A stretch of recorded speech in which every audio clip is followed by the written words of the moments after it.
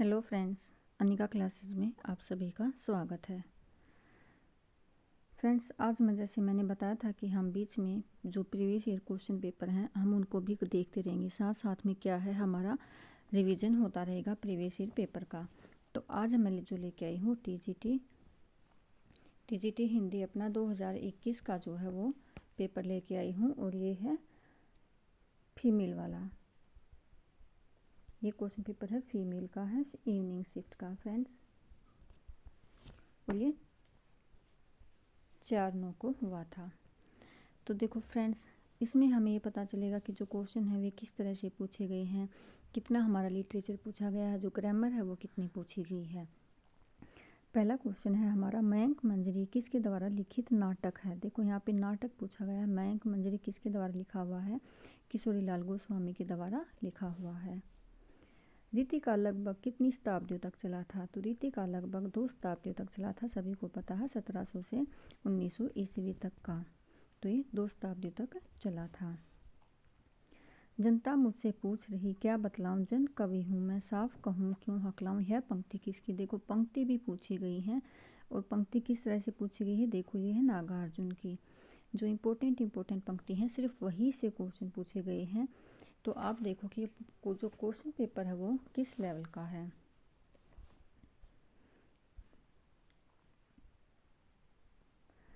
निम्न विकल्प में से कौन सा विकल्प और रचनाकार की दृष्टि से यहाँ पे गलत बताना है। केदारनाथ अग्रवाल, युग की गंगा, शिवमंगल सिंह सुमन, वीणा नागार्जुन, युगधारा, त्रिलोचन धरती। तो देखो केदारनाथ अग्रवाल की युग गंगा सही है, शिवमंगल सिंह वीणा नहीं है। वीणा किसकी है, वीणा जो रचना है वो किसकी है, पंत की है।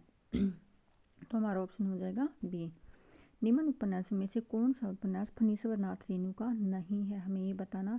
गढ़कुंडार, पट्टी परिकथा, जुलूस मैलाचल। तो जो गढ़कुंडार है किसका, फणीश्वर नाथ रेणु का नहीं है, ये वृंदावन लाल वर्मा का है। किसका है, वृंदावन लाल वर्मा का उपन्यास है। महादेवी वर्मा की रचना पथ के साथी के अंतर्गत आती, मतलब यहाँ पे अब विधा पूछी गई है। तो देखो यहाँ पर विधा जो पूछी है, पथ के साथी क्या है, संस्मरण है। देखो जो रचनाएं हैं उनके रचनाकार, कवि, विधा, ये तो बहुत ही ज़्यादा इम्पोर्टेंट है जो हमें याद करनी है। मैलाचल उपन्यास में कहाँ का चित्रण है। अब देखो कितनी डीप से पूछा गया है कि यहाँ पर जो उपन्यास है उसमें गांव का वर्णन लिया गया है कि कहाँ किस गांव का वर्णन है। एक जो वर्ण विषय है वो भी हमें बहुत देखना, जो इम्पोर्टेंट रचनाएं हैं जिनकी रचनाओं से वर्ण विषय पूछा जाता है कि इसमें क्या किस चीज़ का वर्णन है या कहाँ का वर्णन है, इस तरह से। तो मैलाचल है वो मेरीगंज गांव का इसमें वर्णन किया गया और ये किसका है, फणीश्वर नाथ रेणु का है। निम्न में से कौन सा कहानी संग्रह ममता कालिया का नहीं है। छुटकारा, आकाशदीप, प्रतिदिन, मुखौटा। तो आकाशदीप जो है वो जयशंकर प्रसाद का है। विकलांग श्रद्धा का दौर किसके द्वारा रचित है। तो सभी को पता है हरिशंकर परसाई की रचना है विकलांग श्रद्धा का दौर। नेक्स्ट क्वेश्चन देखिए, हजारी प्रसाद द्विवेदी का प्रथम निबंध संग्रह कौन सा है। जो ये चारों हैं ये क्या है, हजारी प्रसाद द्विवेदी के ही निबंध है, लेकिन जो सबसे पहला निबंध संग्रह लिखा गया था हमें वो बताना है। तो वो कौन सा है, अशोक के फूल है, और ये 1948 में लिखा गया था। ये इनका क्या है, पहला निबंध संग्रह है। शेखर एक जीवनी में शेखर का चरित्र मूलतः किस प्रकार का है। यहाँ पर शेखर के चरित्र पूछा गया तो वो किस तरह का था, विद्रोहात्मक प्रवृत्ति का था। निम्न में से कौन सी जयशंकर प्रसाद द्वारा रचित एकांकी है। तो सभी को पता है जो एक गुट रचना है वो जयशंकर प्रसाद की प्रथम एकांकी मानी गई है। तो एक गुट रचना जयशंकर प्रसाद की एकांकी है। रूपक रहस्य नामक आलोचनात्मक ग्रंथ किसका है। ये जो रूपक रहस्य कैसा ग्रंथ है, आलोचनात्मक ग्रंथ, और किसके द्वारा लिखा गया था। तो ये श्याम सुंदर दास के द्वारा लिखा गया था। निराला जी द्वारा रचित कविता खंडहर के प्रति। देखो एक तो रचना है खंडहर के प्रति, और इसकी विधा क्या है, कविता। किसने लिखी है, निराला ने लिखी है। तो अब ये बताना है किस प्रकार की कविता है, यानी कि इसमें किस तरह का वर्णन किया गया है, इसका वर्ण विषय जो है वो किस तरह का है। प्रेम गीत, रौद्र रूपी कविता, व्यंग गीत और संबोधन। तो जो ये खंडहर के प्रति ही क्या है, संबोधन गीत है, और ये खंडहर के प्रति किसकी कविता है, निराला की है। सिंदूर की होली नाटक के रचनाकार, मतलब कि जो सिंदूर की होली नाटक है वो किसने लिखा था, किसके द्वारा लिखा गया था? तो ये जो लिखा गया था लक्ष्मी नारायण मिश्र के द्वारा लिखा गया था। कब लिखा गया था? 1934 ईस्वी में। जो इम्पोर्टेंट रचनाएं हैं जो बार बार एग्जाम में पूछी जाती हैं उनके सन भी याद करने हैं, क्योंकि कई बार वो रचनाएं क्रम से भी लगानी पूछी जाती हैं या फिर डायरेक्ट उनका सन भी पूछ लिया जाता है।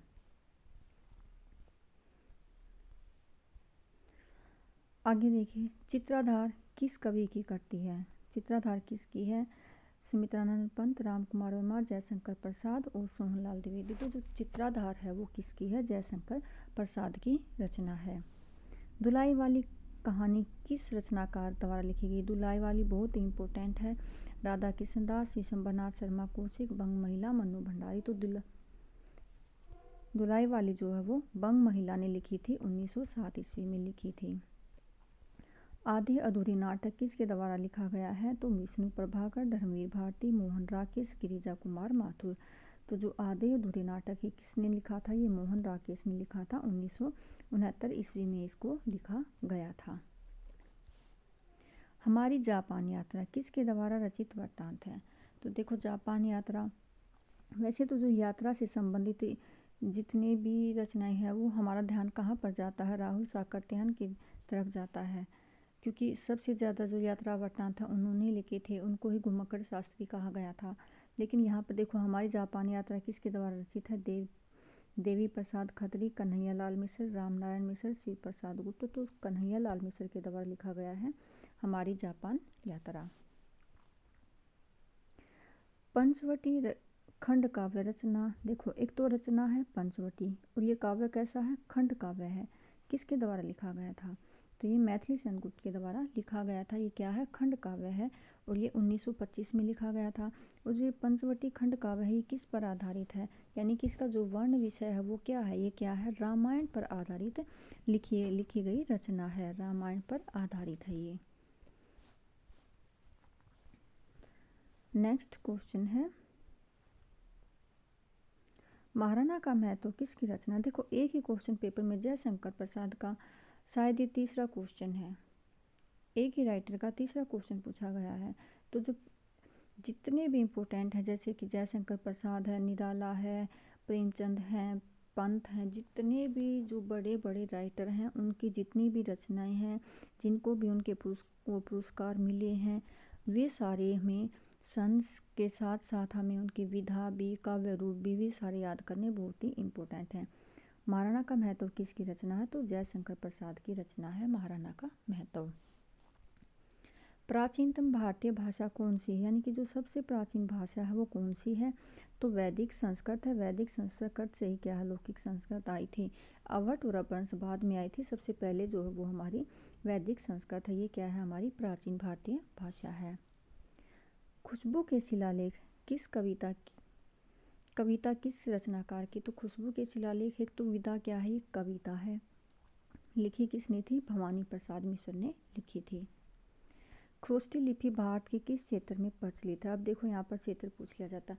बोली से हमारे 2 क्वेश्चन तो जरूर मिलेंगे हमें, कम से कम 2 क्वेश्चन। या तो उसका क्षेत्र पूछ लिया जाएगा या फिर उसका पूछ लिया जाएगा कि बिल्कुल ऐसा नाम देकर कि ये इस जगह पर ये कौन सी बोली बोली जाती है। तो खरोष्ठी लिपि भारत के किस क्षेत्र में प्रचलित है? तो वो है पश्चिम उत्तर क्षेत्र में प्रचलित है। नेपाली भाषा की लिपि क्या है? फिर से भाषा वाला क्वेश्चन पूछ लिया गया है। तो जो नेपाली भाषा की लिपि है चित्रलिखी, गुरुमुखी, कैथी, देवनागरी। नेपाली की लिपि जो है वो देवनागरी लिपि है। नेक्स्ट क्वेश्चन देखिए, ग्रीक वासियों ने भारत के लिए कौन सा शब्द प्रयुक्त किया था? जो ग्रीक थे उन्होंने भारत के लिए कौन सा शब्द प्रयुक्त किया था? इंडानिया, इंडिया, इंडोनेशिया, हिंदोसिया। तो ग्रीक वासियों ने क्या किया था? भारत को इंडिया कहा था। निम्न में से अवधि का सही उदाहरण चुनिए। एक भाई के 2 बेटी 6, एक मनई के 2 बिटवे रहीन। जो अवधी भाषा में जो लैंग्वेज बोली जाती है, मैं एक टॉपिक जिसमें एक वचन, बहुवचन, अवधि और खड़ी बोली में किस तरह के शब्द बोले जाते हैं, एक छोटी सी वीडियो मैं इस पर बनाऊंगी, क्योंकि ये बहुत इंपॉर्टेंट है। क्वेश्चन तो कम से कम यहाँ से पूछा जाएगा। हमें जो टॉपिक करने हैं एग्ज़ाम जो हमारा प्रीवियस पे जैसे कि हम ये पेपर देख रहे हैं इसके अकॉर्डिंग हमें मेन टॉपिक है जहाँ से क्वेश्चन पूछे गए हैं वे टॉपिक तो हमारे लिए बहुत ही ज़्यादा इम्पोर्टेंट है। भाषा वाला टॉपिक हमारे लिए बहुत इम्पोर्टेंट है। एक जो अनुच्छेद वाला है 343 से 351 तक का, ये भी बहुत मोस्ट इम्पोर्टेंट टॉपिक है।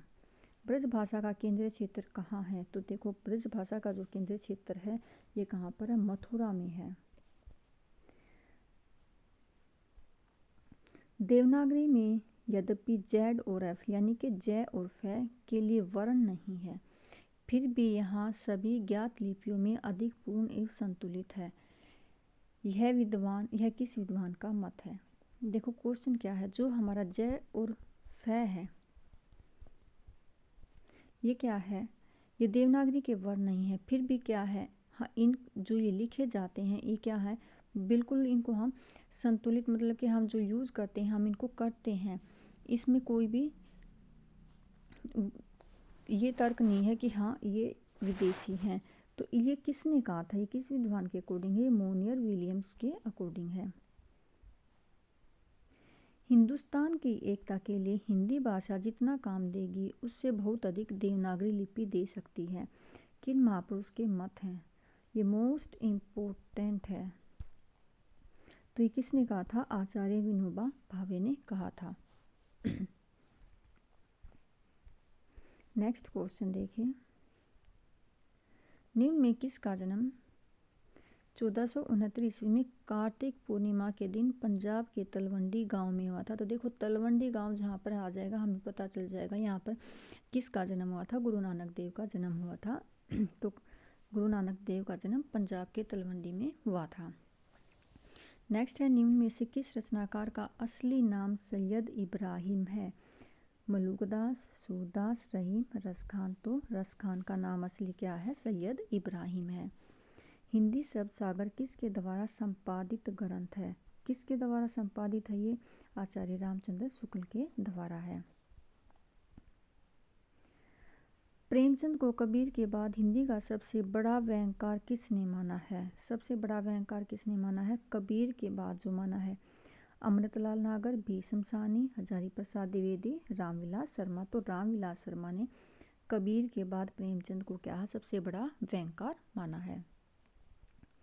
7 गीत वर्ष किसका काव्य संग्रह है? धर्मवीर भारती। तो जो 7 गीत वर्ष है वो धर्मवीर भारती का काव्य संग्रह है। केशव कठिन काव्य के प्रेत हैं। केशव कठिन काव्य के प्रेत हैं, कथन किस आलोचक का है? तो रामचंद्र शुक्ल ने ये बात कही है। अब है नेक्स्ट क्वेश्चन। देखो क्वेश्चन का जो लेवल है ज़्यादा टफ नहीं है, बिल्कुल मीडियम है, जिससे जो अगर हम अच्छे से अपनी हिंदी साहित्य अच्छे से पढ़ेंगे और हिंदी ग्रामर पढ़ेंगे तो जो क्या है जो पेपर है हमें वो बिल्कुल भी टफ नहीं लगेगा। समरस थे जड़ या चेतन सुंदर साकार बना, चेतनता एक विलसती आनंद अखंड घना। पंक्ति किसकी है? अब यहाँ से पंक्ति पूछी गई है। 2 या 3 क्वेश्चन तो जो हमारे परिभाषा है किस विद्वान ने कही थी, 2 या 3 क्वेश्चन, 4 क्वेश्चन लगा लो, ये क्या पंक्तियों से पूछे जाएंगे क्योंकि हर एक क्वेश्चन पेपर जो मैंने अभी तक देखा है इसी टाइप से बना हुआ है। आचार्य रामचंद्र शुक्ल, त्रिलोचन शास्त्री, नंदलाल वाजपेयी। देखो ये तीनों तो आलोचक ही हैं, ये तो ऐसी बात कहेंगे नहीं। तो ऑप्शन बचा एक, अगर हमें कन्फ्यूजन हो तो हम इस तरह से भी हटा सकते हैं। तो ये किसका है? जयशंकर प्रसाद की पंक्ति है।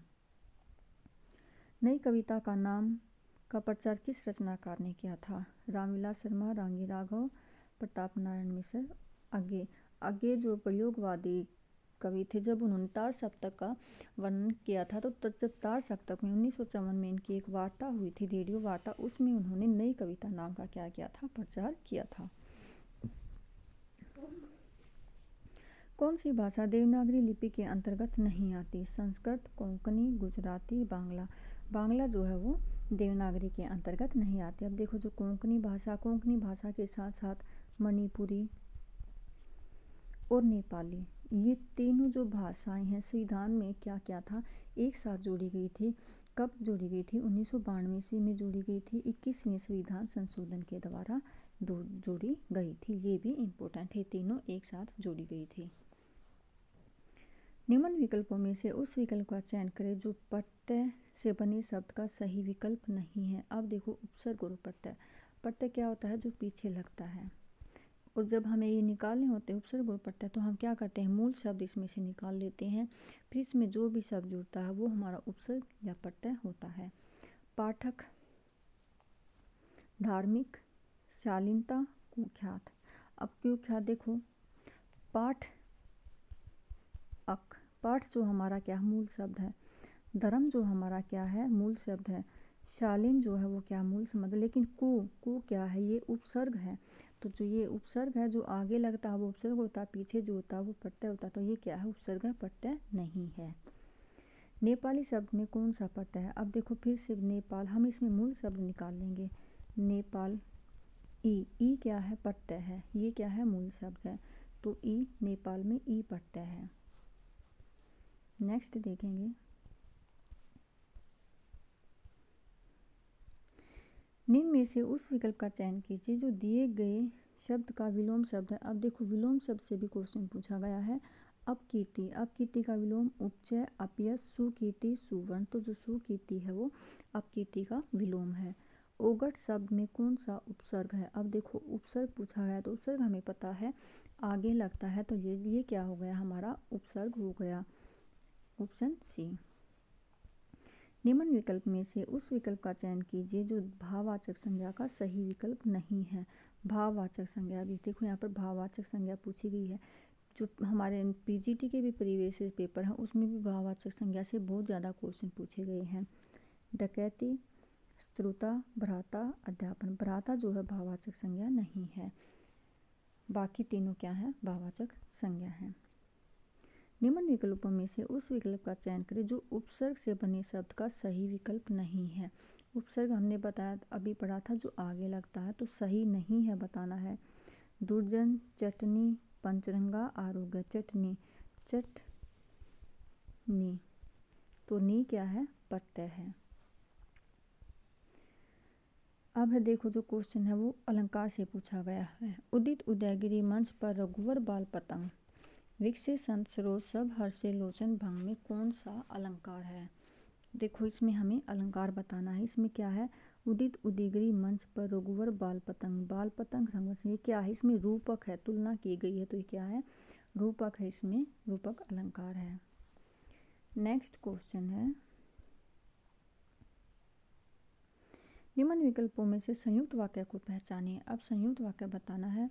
पिताजी पुस्तक पढ़ रहे हैं, हमने पानी बरसता हुआ देखा और घर में शरण लिए, जब तुम लौट कर आओगे तब मैं जाऊंगा, आज हिंदी की कक्षा नहीं होगी। तो संयुक्त वाक्य क्या है? हमने पानी बरसता हुआ देखा और घर में शरण ली। जब दो वाक्य आपस में एक साथ जुड़ते हैं तो वहाँ पर क्या होता है? संयुक्त वाक्य होता है। निम्न विकल्पों में से उस विकल्प का चयन कीजिए जो दिए गए वाक्य के अनुसार वाक्य का सही विकल्प हो।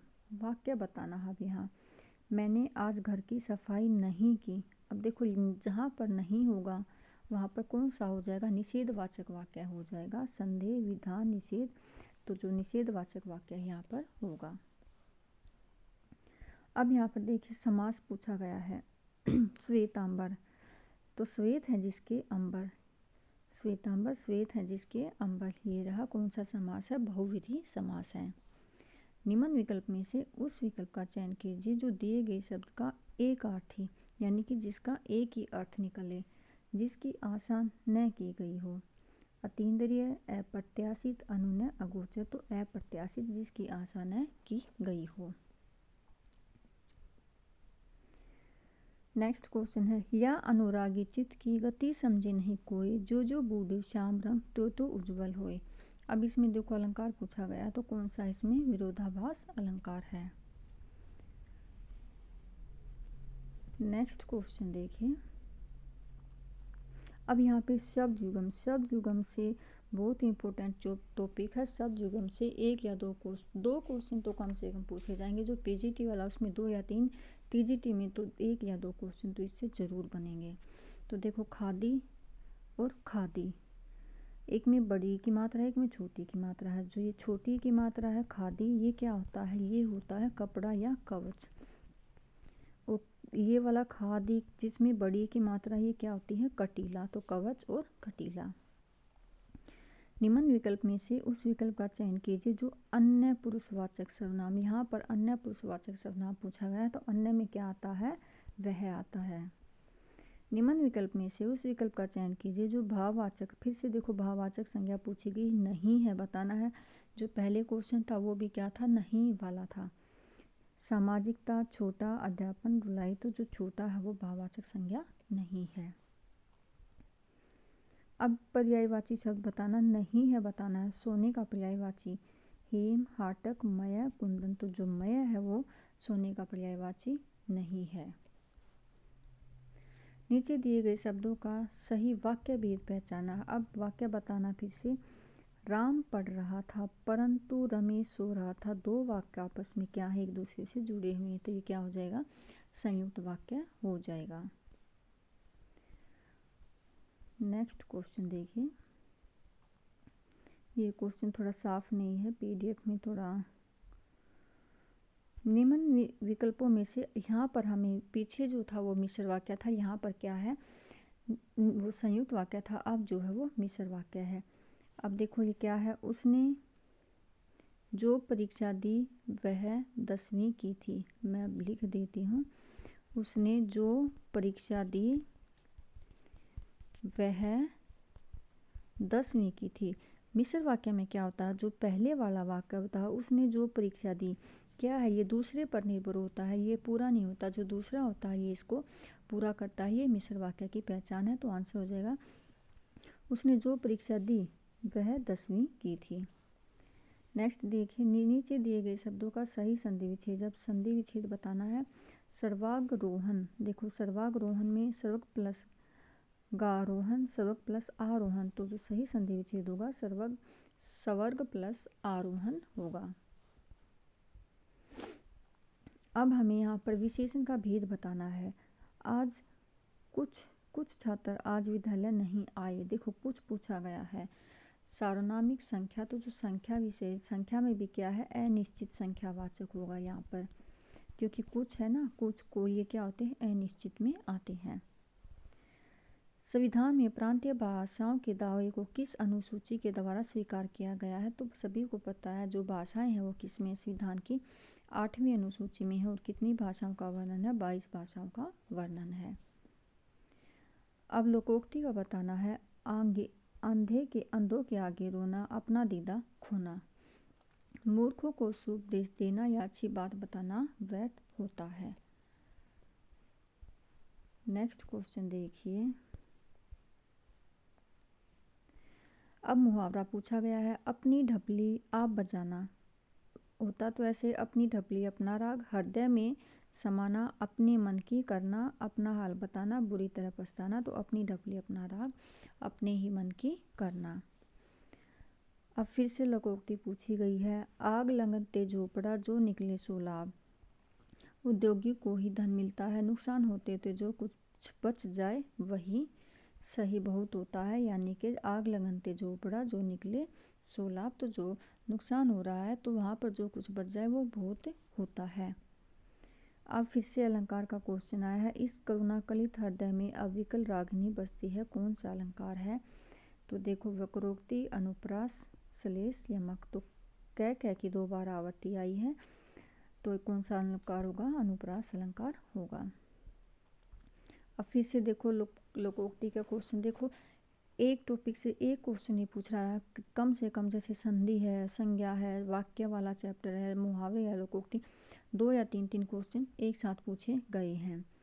अब जब के साथ होगा, तो क्या है, जीवन में विपत्ति सब पर आती है, थोड़े दिन की शान शौकत, किसी तरह की जिम्मेवारी न होना, सदा वर्तमान की ही चिंता करनी चाहिए, तो अब जब के साथ।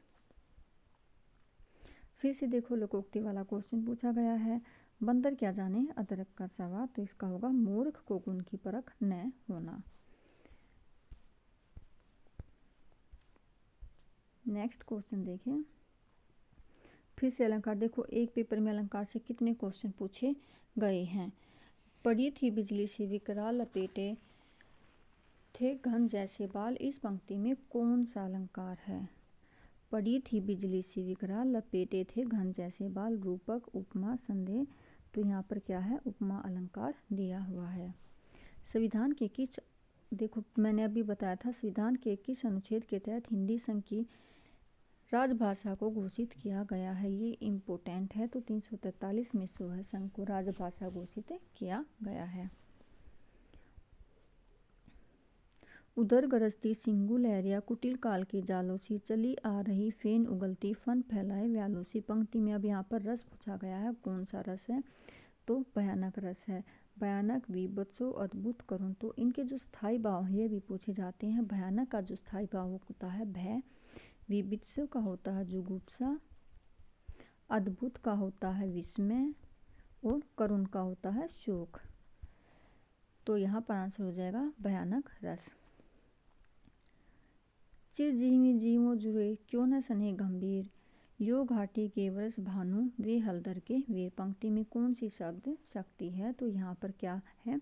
रूढ़ि, व्यंजना, अभिधा और प्रयोजनवादी। तो यहाँ पर व्यंजना शब्द शक्ति है। व्यंजना शब्द शक्ति के भी भेद होते हैं। तो अगर व्यंजना शब्द शक्ति का भेद पूछ लिया जाए तो ये कौन सी है? शाब्दी व्यंजना में होता है। किसमें होता है? शाब्दी व्यंजना में होता है। मैं सुकुमार नाथ वन जोगू, तुम ही उचित तप को, मैं कहाँ भोगू। में शब्द शक्ति, फिर से शब्द शक्ति। देखो अगर मुहावरे पूछे गए तो एक साथ में मुहावरे, लोकोक्तियाँ पूछी गई, शब्द शक्ति पूछी तो एक साथ ऐसे ही। अगर वाक्य वाले क्वेश्चन है तो एक साथ ऐसे क्वेश्चन पूछे गए हैं। तो इसमें कौन सा है? मैं सुकुमार नाथ वन जागू, तुम ही उचित तप मोह कहे भागू। तो आर्थी व्यंजना है। शाब्दी व्यंजना अभी ऊपरी सी से ऊपर वाला जो क्वेश्चन है वो शाब्दी व्यंजना का है। शाब्दी व्यंजना की परिभाषा क्या होती है? देखो जहाँ पर व्यंजन जो हैं, व्यंजन शब्द पर आधारित होते हैं, और आर्थी व्यंजना में क्या है? जो व्यंजन जो है वो शब्द पर आधारित न होकर क्या होते हैं? अर्थ पर आधारित होते हैं। ये इन दोनों की डेफिनेशन है। अब है नेक्स्ट क्वेश्चन, देखिए। अब देखो एक क्वेश्चन पूछा गया है जो इंग्लिश का वर्ड दिया हुआ है और इसका क्या है? हिंदी में बताना है। इस तरह से भी एक या दो क्वेश्चन पूछे जाते हैं। मेमोरेंडम क्या है? इसका हमें हिंदी में बताना। प्रबंधक, ज्ञापन, प्रशासन, आयोग। तो ये क्या है? ज्ञापन है। जिस तरह से जो नोटिस होता है, नोटिफिकेशन निकलता है, उसमें जो वर्ड होते हैं वे क्या है? सारे के सारे इम्पोर्टेंट है कि ज्ञापन है, प्रबंधक है, आयोग है। वे इंग्लिश और हिंदी के हमें याद करने जरूरी है, क्योंकि किसी भी सेट में एक क्वेश्चन जरूर पूछ लिया जाएगा। निम्न में से 4 विकल्पों में से उस विकल्प का चयन कीजिए जो दिए गए मुहावरे का सही अर्थ है। उड़ती चिड़िया को पहचानना, मन किया रहस्य की बात तुरंत जान लेना। मुहावरा देखो 5 या 6 क्वेश्चन मुहावरे लोकोक्ति के बन चुके हैं। अंजर पंजर ढीला होना, तो क्या होता है? शरीर शिथिल होना या बहुत थक जाना। हिंदी इसी मिट्टी की बोली है और अरबी या फारसी से अधिक जनमानस के निकट है। तो ये किस विद्वान का ये मत है? तो ये फैलन का मत है। निम्न शब्दों में से उस शब्द को चुनिए जिसमें उचित स्थान का अनुस्वार का प्रयोग हुआ है। जहाँ पर अनुस्वार का प्रयोग हुआ है, ध्वनियाँ, संशोधन, गणतंत्र, संयुक्त। तो संयुक्त जो है वो उसमें अनुस्वार का प्रयोग हुआ है। नेक्स्ट क्वेश्चन है, निम्न 4 विकल्पों में से देखो फिर से मुहावरे वाला क्वेश्चन पूछ लिया गया है। आग पर लौटना, खतरा मोल लेना, दूसरों से झगड़ा करके अलग हो जाना, ईर्ष्या से जलना। तो इसका आंसर वो आग पर लौटना, ईर्ष्या से जलना। निम्न प्रश्नों में से 4 विकल्प हैं, उसमें देखो फिर से लोकोक्ति वाला। लोकोक्ति और मुहावरे के कितने क्वेश्चन पूछे गए हैं देखो, तो ये टॉपिक हमारे लिए बहुत ही इम्पोर्टेंट है। ओस चाटे प्यास नहीं बुझती, बड़े काम के लिए क्या है? विशेष प्रयत्न की आवश्यकता होती है। मुख्य अर्थ में भिन्न होते हुए उससे कुछ संबंध अर्थ प्रकट करने वाली शब्द शक्ति को क्या कहते हैं? लक्षणा कहते हैं। अर्थ ही हमने पढ़ा था जहाँ पर अर्थ व्यंजन से क्या है? जो शब्द पर आधारित न होकर अर्थ पर होती है। लक्षणा क्या है? जिसमें मुख्य अर्थ भिन्न होते हुए भी कुछ संबंध अर्थ प्रकट करने वाली होती है। अभिधा क्या होती है? इसमें सामान्य जो शब्द है उनका क्या होता है? सामान्य ही प्रयोग होता है। शब्दों का सामान्य प्रयोग होता है। एक होती है व्यंजना। व्यंजना क्या होती है, उसमें वाक्य तो जो है साधारण होता है अभिधा की तरह, लेकिन जैसे कि हम भी कोई बात कहते हैं नॉर्मली, तो उस बात के हर एक इंसान अलग अलग मतलब निकालता है। जो अलग अलग मतलब निकालता है वो ही व्यंजना शब्द शक्ति होती है। फ्रेंड्स, ये हमारे हिंदी साहित्य और ग्रामर के क्वेश्चन थे। इससे आगे जो क्वेश्चन होंगे वो गद्य और पद दोनों से पूछे गए होंगे। तो देखो, मैंने सिर्फ क्वेश्चन पेपर बीच में इसीलिए दिखाया था कि ताकि इससे हमें ये पता चल जाए कि किस तरह से क्वेश्चन पूछे गए हैं। जो हिंदी साहित्य है उसमें किस तरह से क्वेश्चन पूछे गए हैं, जो हिंदी व्याकरण है उसमें किस तरह से क्वेश्चन पूछे गए हैं। तो अब हम जो नेक्स्ट क्लास करेंगे, हमारा जो भक्ति काल चल रहा था उसमें हम अब कृष्ण काव्य धारा को पढ़ेंगे। तब तक आप अपना रिवाइज करते रहिए। Thank you friends.